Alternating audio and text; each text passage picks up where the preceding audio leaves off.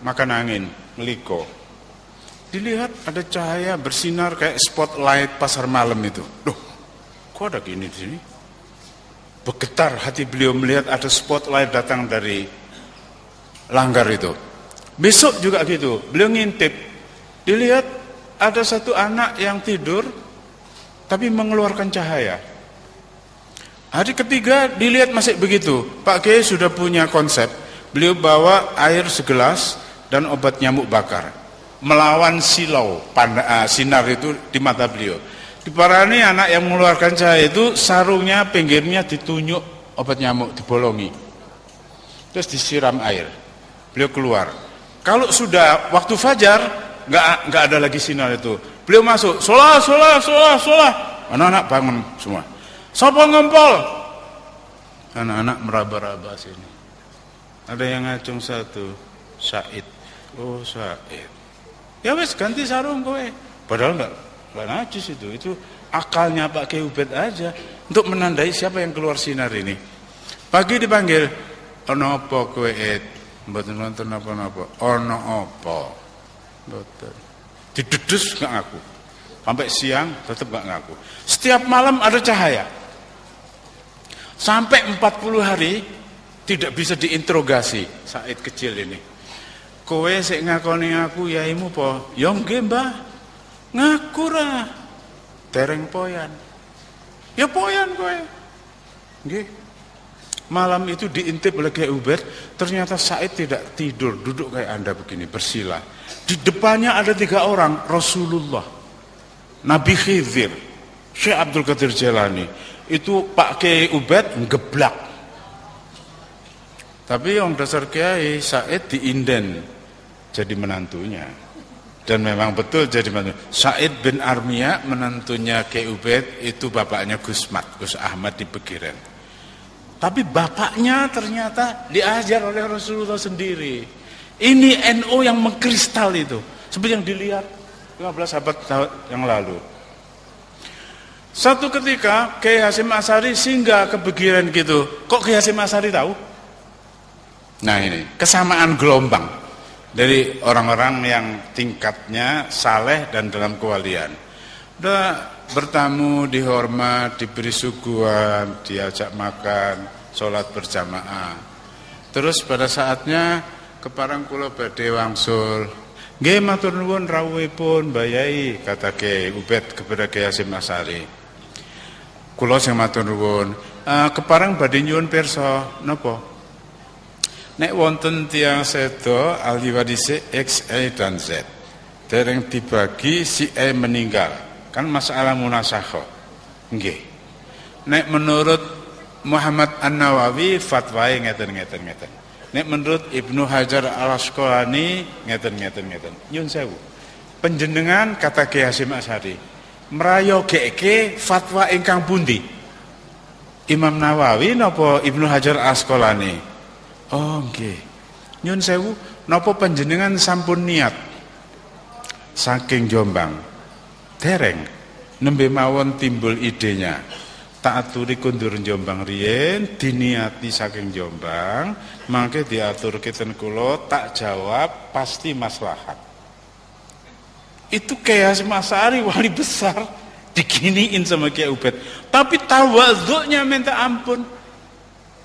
Ini contoh akhlak dari Kiai Hasyim Asy'ari, kakeknya Gus Dur ini. Orang yang begitu rupa tinggi kalibernya, tetapi tidak pernah menempatkan dirinya tinggi. Beliau selalu merasa slow down, merasa ikhtiram dan tawadhu kepada Kiai Ubed itu. Contoh ini saudara-saudariku yang kucintai, anak-anakku, harus menjadi animo kita. NU memang bersejarah, Kiai Hasyim Asy'ari luar biasa. Van der Plas, Yahudi penasihat ahli tentang Islam, Islami sezaken, yang terakhir. Yahudi itu, hafal Quran juga. Dia melakukan pendekatan. Kalau ada orang-orang Indonesia yang sekolah di Arabic School, kamu hebat. Kamu ngerti bahasa Belanda. Kamu ngerti psikologi, ngerti etnologi, ngerti sosiologi, ngerti manajemen.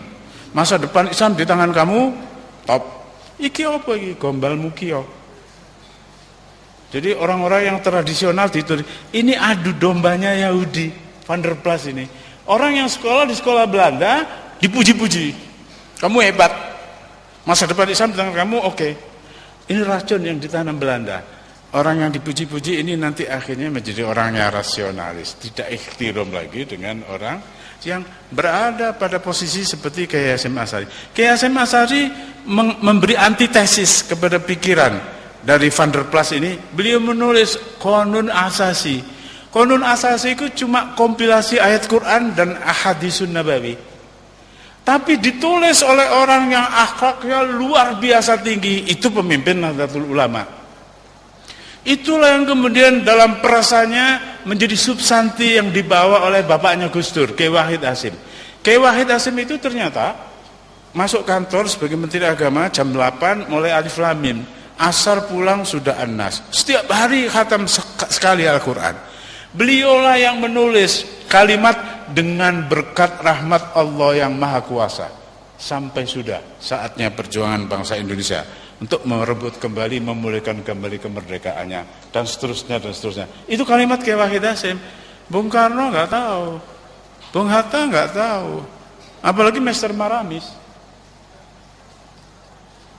Profesor Karim Muzakir juga nggak tahu, Ki Bagus Hadikusumo juga nggak tahu, Master Sunarto apalagi.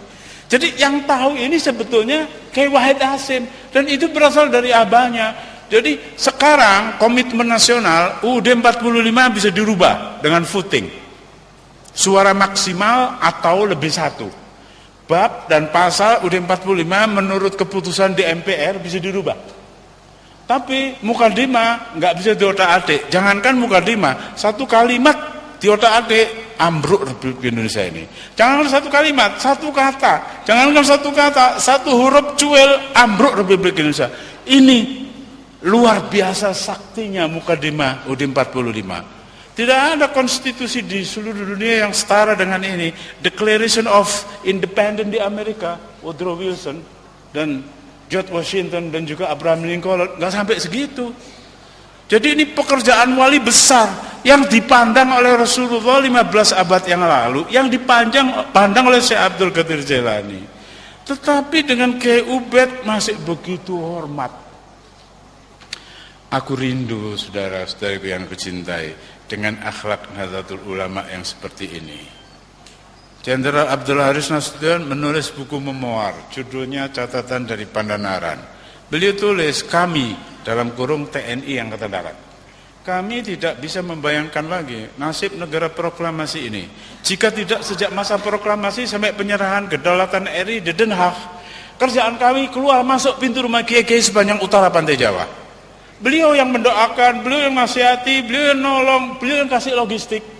Jadi Abdul Haris Nasution itu ngerti banget posisi ulama, dan kulluhum Nahdlatul Ulama. Sampai satu ketika perjalanan beliau-beliau itu dengan kiai-kiai, satu ketika datang ke rumah Kiai Subhi di Parakan Temanggung. Pak Kiai nyuwun pandonga, Pak Kiai, wonten napa Pak tentara, kata Kiai Subhi. Niki Belanda saking kali banteng badhe ngebom Meguwo ten Yojo.